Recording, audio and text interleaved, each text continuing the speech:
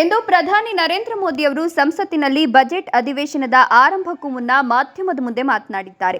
ನಾಳೆ ಮಂಡನೆಯಾಗಲಿರುವ ಕೇಂದ್ರ ಬಜೆಟ್ ಮುಂದಿನ 5 ವರ್ಷಗಳ ಮಾರ್ಗಸೂಚಿಯನ್ನು ರೂಪಿಸಲಿದೆ ಅಂತ ಹೇಳಿದ್ದಾರೆ.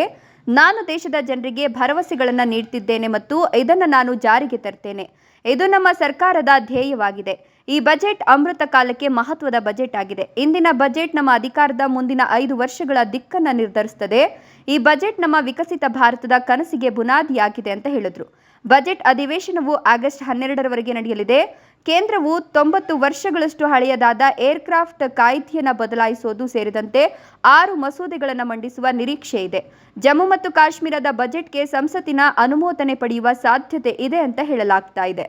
ये बजट सत्र है। मैं देशवासियों को जो गारंटी देता रहा हूं, क्रमशः रूप से उन गारंटियों को जमीन पर उतारना, इस लक्ष्य को लेकर के हम आगे बढ़ रहे हैं। ये बजट अमृत काल का एक महत्वपूर्ण बजट है। हमें 5 साल का जो अवसर मिला है, आज का बजट हमारे उन 5 साल के कार्य की दिशा भी तय करेगा। और ये बजट 2047 जब आजादी के 100 साल होंगे, तब विकसित भारत का जो हमारा सपना है, उस सपने को पूरा करने की मजबूत नींव वाला बजट लेकर के हम कल देश के सामने आएंगे। हर देशवासी के लिए एक गर्व की बात है कि भारत बड़ी इकोनॉमी वाले देशों में सबसे तेज गति से आगे बढ़ने वाला देश है। गत 3 वर्षों में लगातार 8% ग्रोथ के साथ 8% ग्रोथ के साथ हम आगे बढ़ रहे हैं, हम ग्रो कर रहे हैं। आज भारत में पॉजिटिव आउटलुक, इन्वेस्टमेंट और